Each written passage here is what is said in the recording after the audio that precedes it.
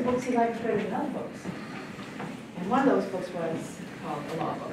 And so we found as many law books as we could and give her those law books. And he's with us here tonight. And his name is Mr. George Allen. Thank you so much for coming. Thank you.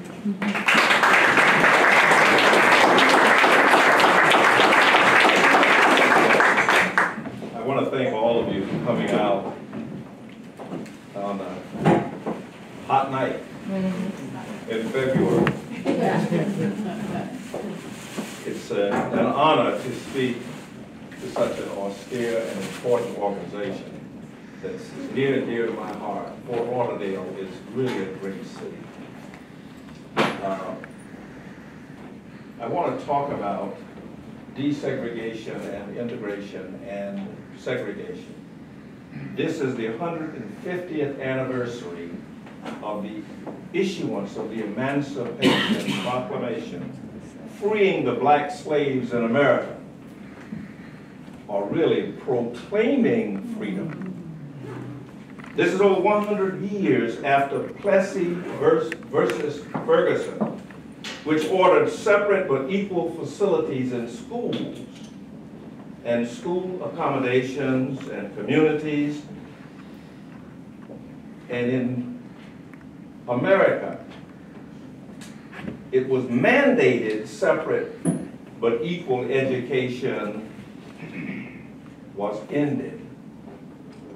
That's over 59 years today after Brown versus Board of Education of Topeka, Kansas, which outlawed segregated education with all deliberate speed, whatever that means. But to blacks, it meant not yet, maybe never, business as usual. This is the 50th anniversary of Dr. Martin Luther King Jr.'s speech in front of the Lincoln Memorial, calling upon the United States to live up to the great promise enshrined in the founding documents of equality for all.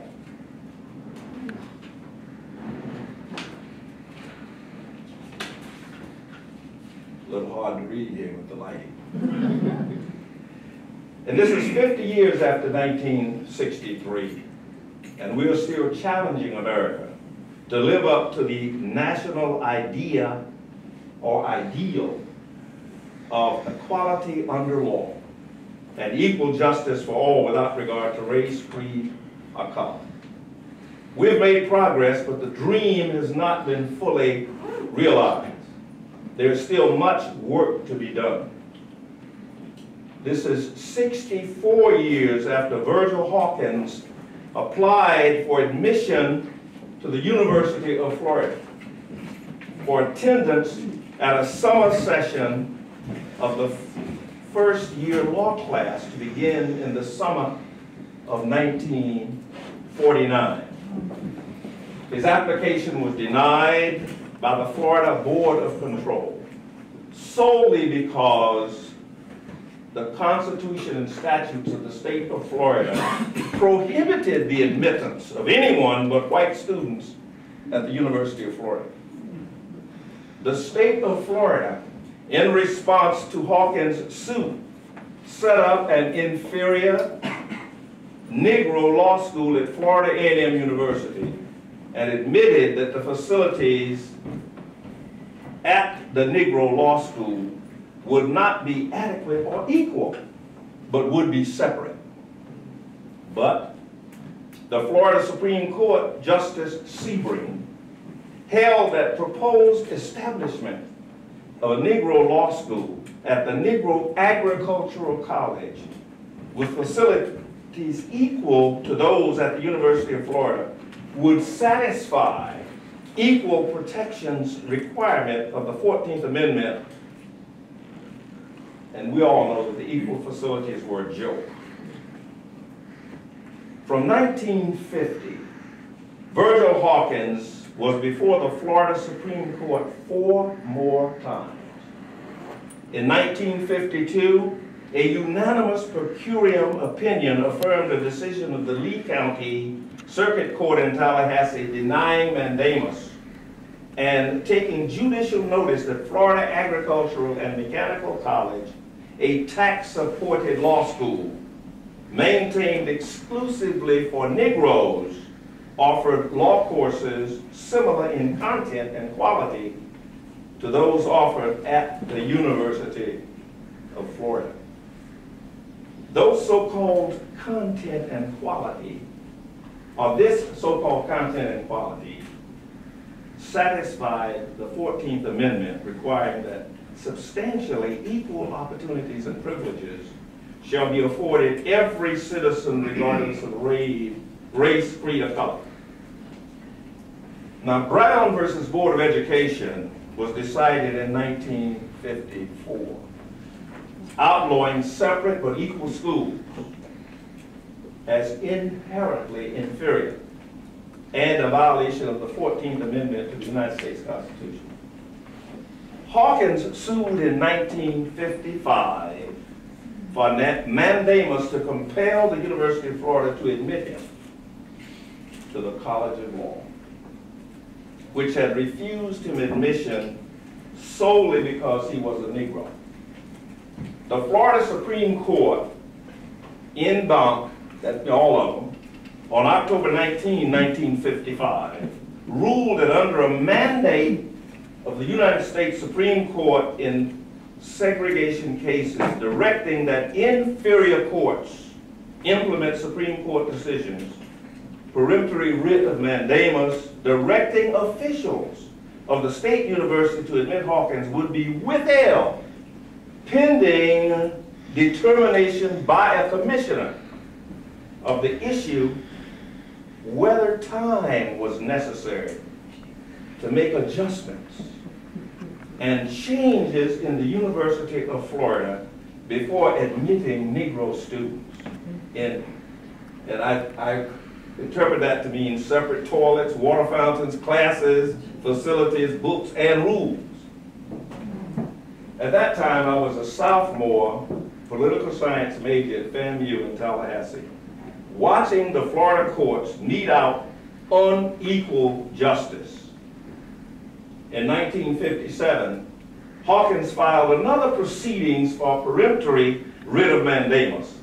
And on March 8, 1957, Justice Roberts, writing for a unanimous court, en banc, held that based on the facts developed under the guidance of the court commissioner appointed by the Supreme Court, in the exercise of this judicial discretion, denied the motion for mandamus, but without prejudice to the right of Hawkins to renew his motion when prepared to present testimony showing his admission could be accomplished without doing great public mischief. Great public mischief. How does one define or quantify great public mischief? Who decides what is great public mischief? The court? The court's commissioner? We were always familiar with these kind of roadblocks. It's like the same old question used to determine qualifications of blacks to vote. How many bubbles are in a bar of soap? In 1957, I was a junior at FAMU. I graduated from FAMU in June 1958. And during that time, Virgil was told that if he withdrew his application, the University of Florida would allow other qualified Negro students to enter, but not him. Not the troublemaker, the rabble-rouser. And Virgil stood aside, withdrew his application to allow others to obtain the education he dearly wanted and had valiantly fought for at great personal sacrifice. George Stark, a black student from Sanford, Florida, my hometown, entered the University of Florida in September 1958 at the University of Florida. Regina Langston, a black female from Orlando, Florida, entered the University of Florida Medical School in 1959. By the summer of 1960, both black students had left the university for various reasons, but were bitter about unequal treatment under the law of Florida and the United States Constitution at Gainesville at the University of Florida. In September 1960, I entered law school at the University of Florida, and I was the only black on the campus of approximately 20,000 students. But everybody knew me.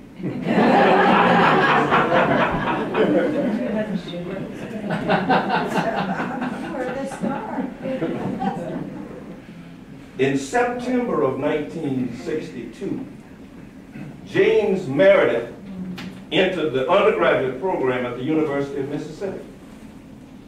In September 1962, Charlene Hunter, who is now Charlene Hunter Gall, a newscaster, and Hamilton Holmes entered the University of Georgia as undergraduate freshmen.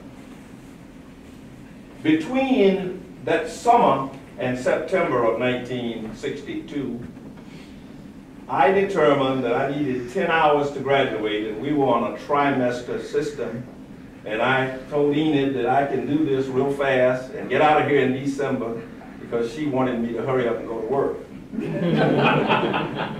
So I went out and I recruited, and seeing that there were no other blacks at the campus, I recruited 9 black students as freshmen to come to the University of Florida. So in September 1962, 9 black students entered the University of Florida as freshmen. And I'm very proud to say that as a result, and I'm getting ahead of myself, as a result of my graduating from the University of Florida, there are now over 15,000 blacks that have graduated from the University of Florida.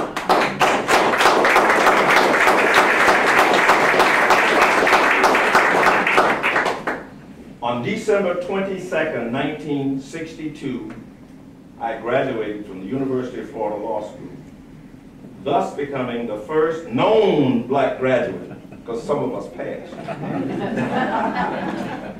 of a previously white university in the South, but not without threats, intimidation, and problems. I give thanks to the civil rights warriors who gave their life, their time, their money, their energy for equal justice and equal rights and equal opportunity. I benefited from their sacrifices, but I still faced obstacles to work in this profession, in this city, in Fort Lauderdale, in this county, Broward, in this state, and these United States of America. It's not easy, it was not easy in 1963 being a lawyer and citizen of color. Now, I was born in segregated Sanford, Florida in 1936. And I lived in Sanford from 1936 to 1954, attending segregated schools, working segregated menial jobs for colored pay. I left Sanford in September 1954 to enter segregated Florida Agricultural and Mechanical University in Tallahassee, Florida, where I received a strong education that prepared me for the life I have led and enjoyed. In fact, I was educated at FAMU. I received a law degree from the University of Florida. Upon graduation in June 1958, I had never attended a class with a white person. Had no white friends, no interaction with whites except in a subservient fashion. But with an education from FAMU, I was undaunted, sure, and unafraid of competition with anyone, black or white. Dr. King was the quintessential dreamer. His 1963 speech in Washington, D.C. clearly and succinctly laid out the dreams of equality for all.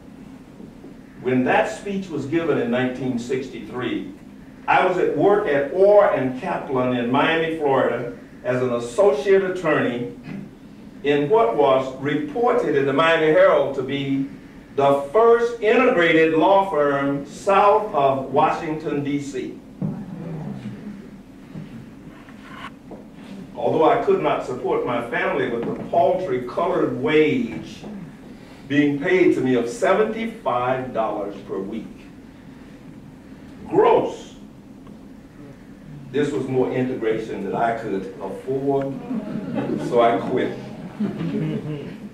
I was expected to know my place. Well, I had no place. I accepted no place. I was free, or thought I was free, but I knew I was poor and could not support my family on the segregated, colored, inadequate salary.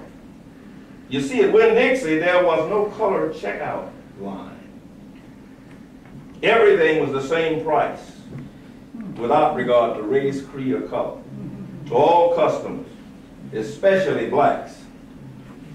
In November 1963, I moved to Fort Lauderdale and started a real legal career, where I practiced law for 50 years before retiring in good standing last year. 2014 is the 46th anniversary of the death of Dr. Martin Luther King, Jr. by assassination in Memphis, Tennessee, by forces not yet fully revealed or acknowledged. Black folk know that James Earl Ray had a lot of help, did not act alone, and may not even be the culprit. I pay tribute to the Broward County Bar Association. They were the first county bar in Florida to select a person of color as its president in 1988. And I was honored to be that person. The Broward Bar for many years embraced, promulgated, and cherished the admonition of equality for all and continue to embrace that theme. As I celebrate 50 years as a lawyer in Florida, I have lived the dream, I have realized the dream, I have been in the forefront of fighting for equality for all without regard to wealth, status, creed, sexual orientation, color, or religious beliefs.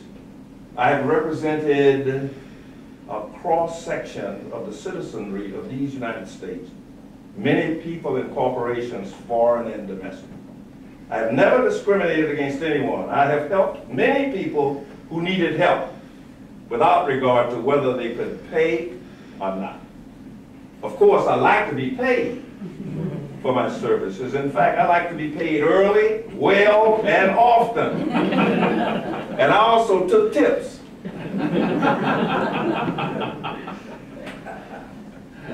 I must pay tribute to the first black lawyer to practice law in Fort Lauderdale, T.J. Reddick, Jr., who began the practice of law in 1951 while I was in elementary school, and to Raleigh R. Rawls, who still practices law.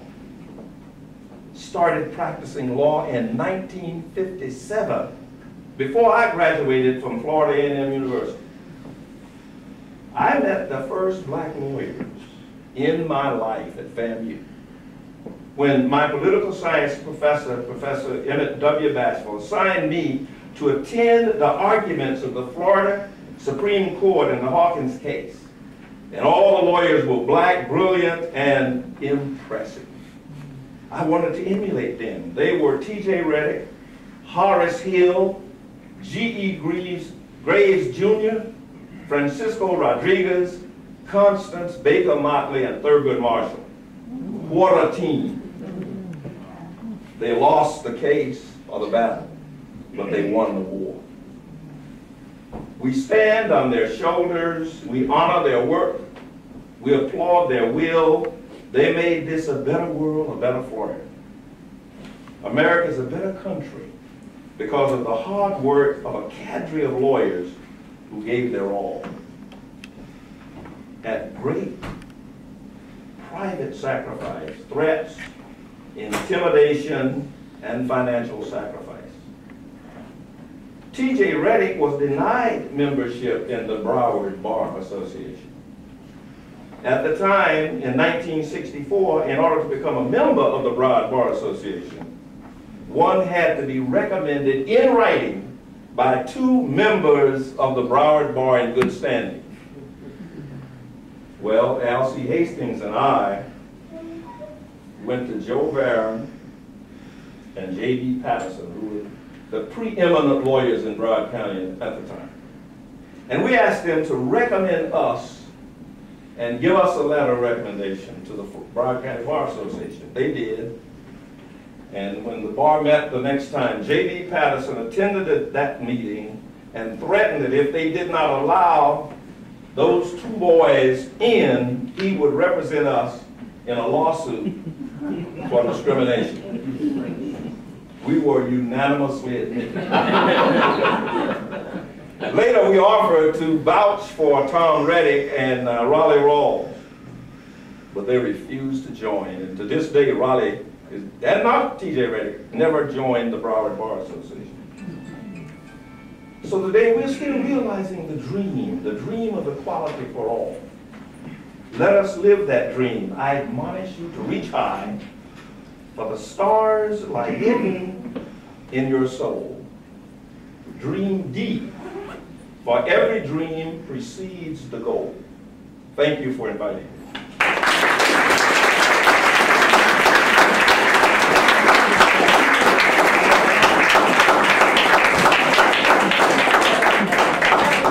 Thank you so much. We have a little, I want you to know how much we appreciate your doing this for us. This is a certificate of appreciation. And this is something, don't touch that. And this is a pen. And it's also a light. It works. I'm going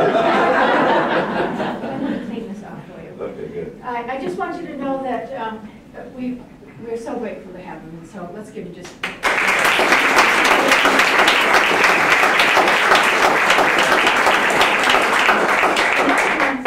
We will be debunking. Would you like to say what we're going to be doing next month?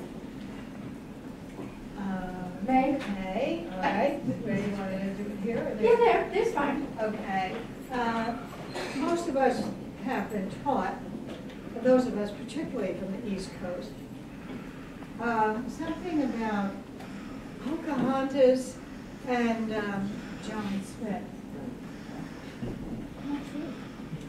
Well, historians have known that for a long time. It really is, and can be proven, to have occurred in Florida. So that's next month, March Can 10th. George take a few questions? Yeah. Yes. Do you mind? Oh, no problem. Yes, okay. Okay, good. Yes. I have a comment and a question. The comment is, I can't believe you look as young as you do when you say you graduated.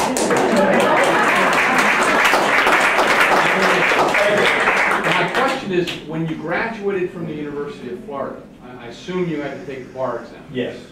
And was that process colorblind, or was You know, they said it was, but when I arrived at the Diplomat, not the Diplomat, it was the DuPont Plaza Hotel in Miami, they wouldn't allow me to stay in the hotel. And they said it was a blind system, but today I don't think it was blind. But in any event, I took the bar in 1963 and I passed it the first time. Well done.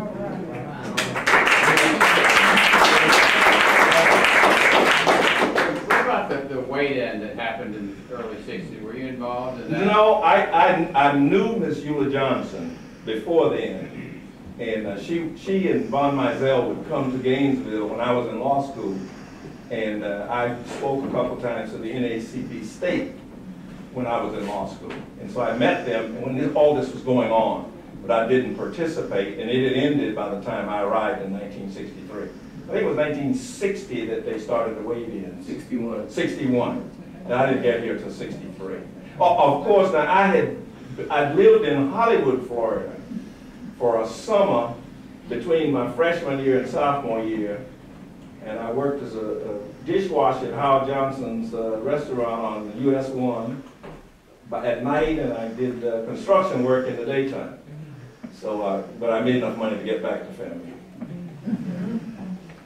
Yes. Have you been back often to the University of Florida, and what's that like? Have you given speeches like that? I go back early and on. I went back early and I went back often, and I'm proud that the black law students at the University of Florida Law School named their Student Bar Association after me.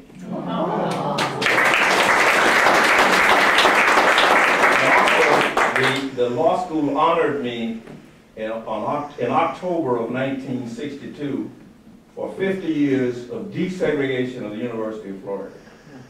And they planted a tree out in the yard and put a plaque there so that everyone will know. And also my granddaughter started in September, so she found the tree.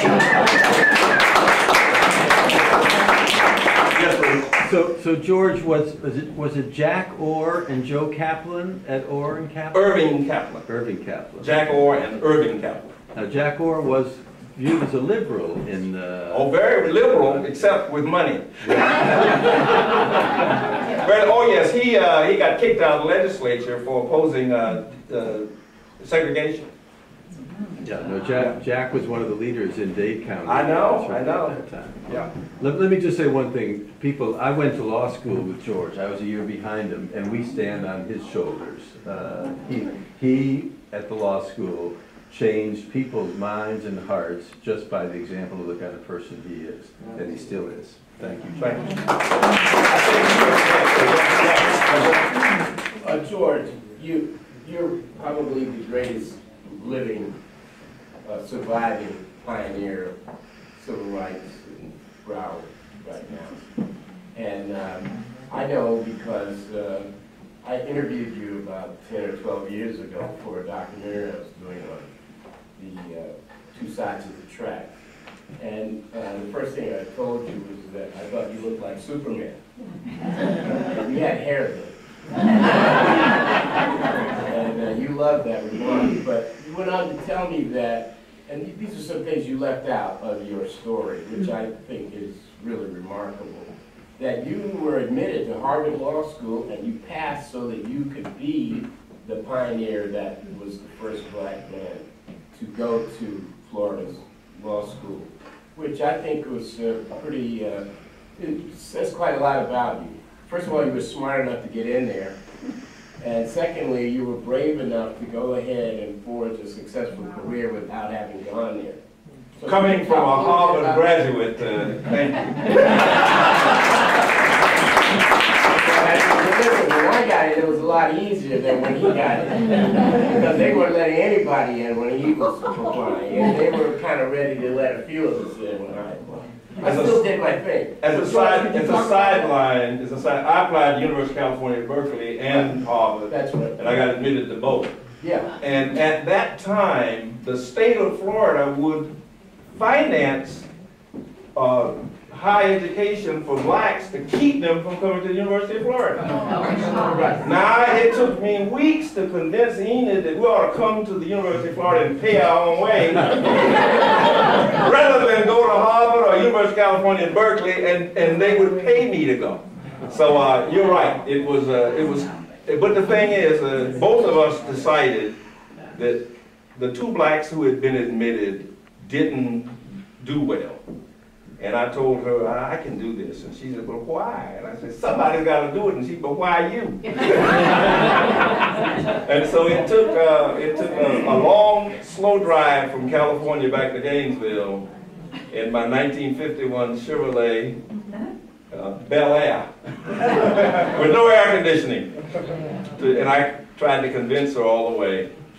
And I just have one other little point I wanted to make. You said that, Martin Luther King died in '68, but there was another great civil rights pioneer that you told me really helped you get your footing, keep your doors open when you first started out here trying to make it on your own. And that was Dr. Mizell, who you praised effusively at that time as someone who was brave and fearless and a strong backer of the black professional class to come there and help you until you could get on your feet and get going, and really kept you going. Could you talk about, and I remember when you came to town, I was just a kid, and my uncle used to talk about you and how he liked you. Yeah. And then I didn't know you felt as strongly as you felt when you talked about him in the interview, but in my mind, he's an overlooked and forgotten seminal figure in the civil rights history of Broward. And I wanted you to just talk about your personal connection to Dr. Mizell. Caveat before I talk, that's Von Mizell's nephew. But when I arrived in Fort Lauderdale, Dr. Mizell called me in and put me on retainer. And I said, why? I just got here. And he says, I put all the black lawyers on retainer because none of you will ever sue me.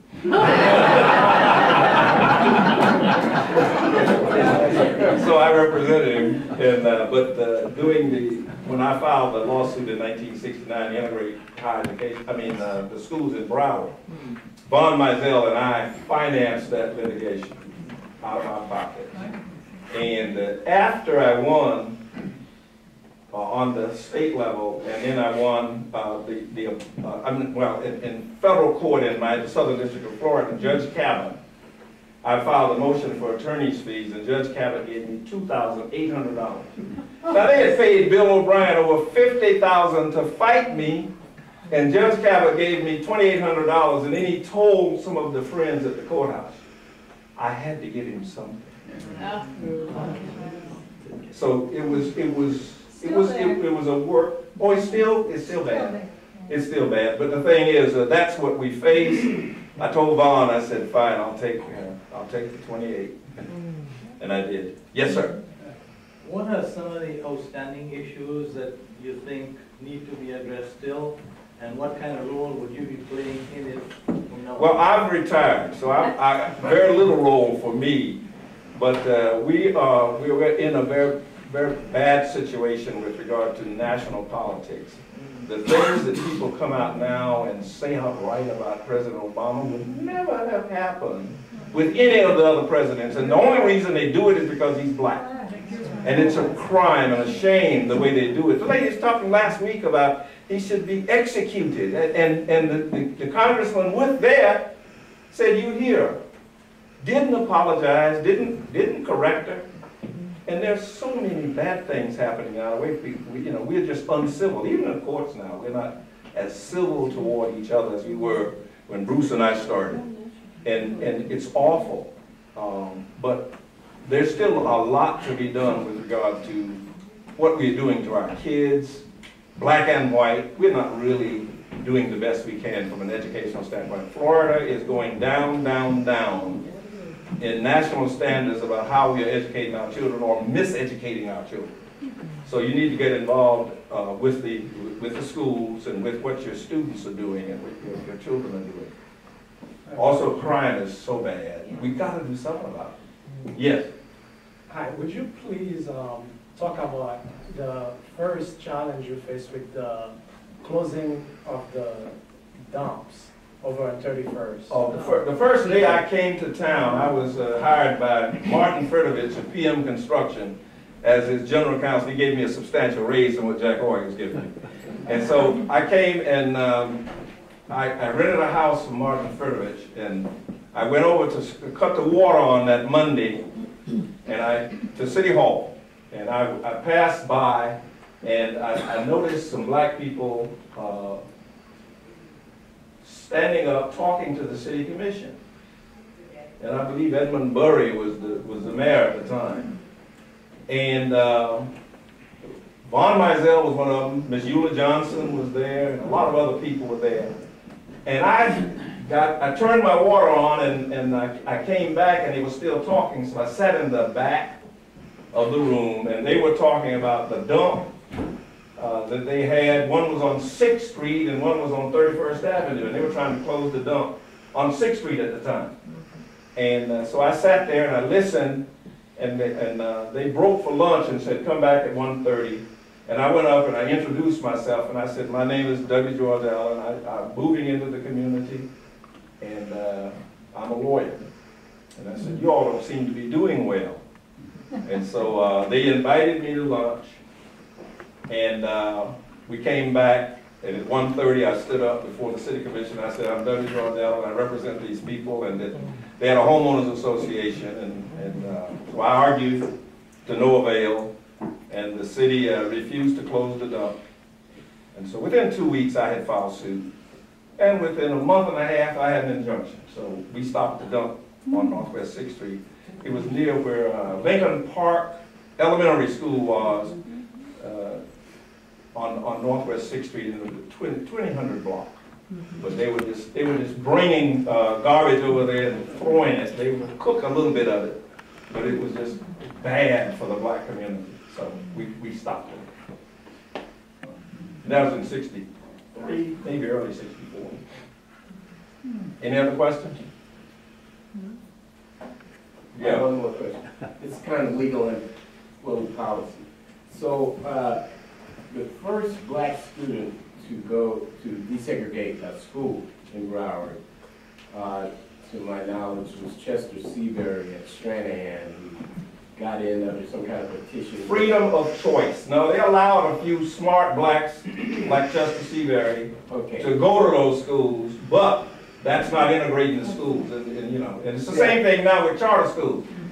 Jeb Bush allowed smart blacks to go to charter schools, gave them, you know, the right to go. But we left all of the ones that needed help in the black community. Right. And that's the sin of the Chester Seaburys, who was brilliant. Yeah. So That went over to the white school and did well, and then went off to college.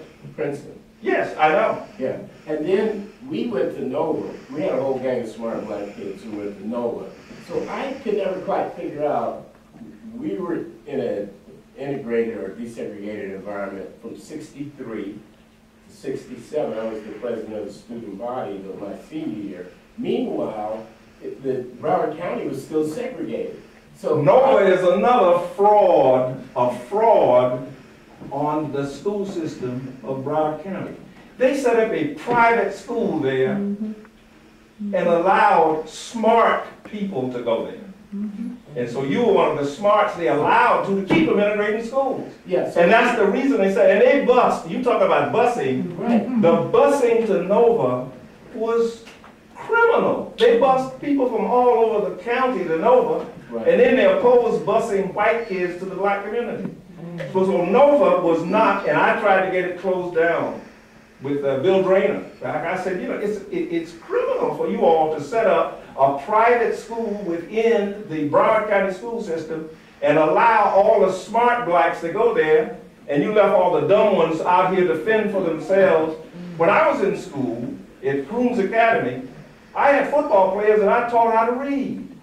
If you're going to take all the smart guys out of the black community, who's going to teach the football players how to read? What was your legal argument technically to, what were they saying to defend what they were doing? Oh, that Nova was a success. They pointed you out as one of the success stories, but I didn't buy that. Yes, one moment, yes. I attended the University School of Nova from 1974 to 1978. I don't see myself as that smart, but I am a little smart. But yeah, there were some issues with the school, and there were some racial issues with it.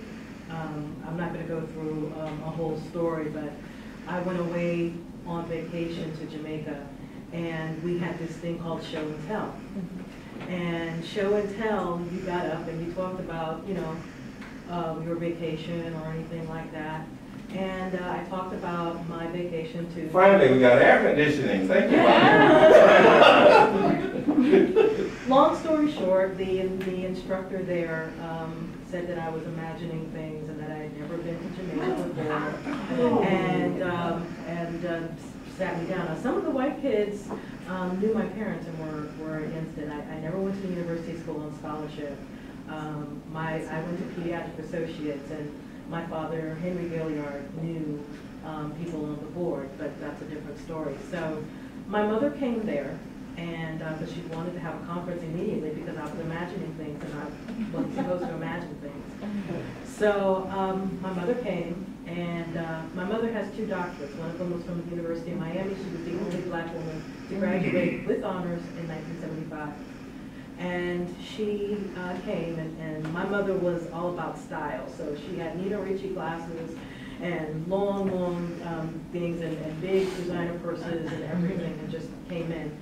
And she sat down with the teacher, and the teacher said, Ms. Gilliard, I know that you and your husband are divorced, but she is imagining things, and that's maybe because she's from a broken home.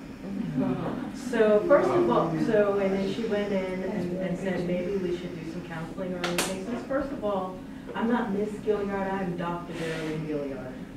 And second of all, my daughter did not imagine anything. We did go to Jamaica. In fact, we go whenever I wake up in the morning and I don't feel like being in Florida. So that was maybe 6 or 7 times a year. I practically was raised on a plane because my mother liked to travel. So yeah, there were some issues. Let me answer one of these questions. We had experts in education that looked at the figures at Nova, and they don't do any better than the other schools.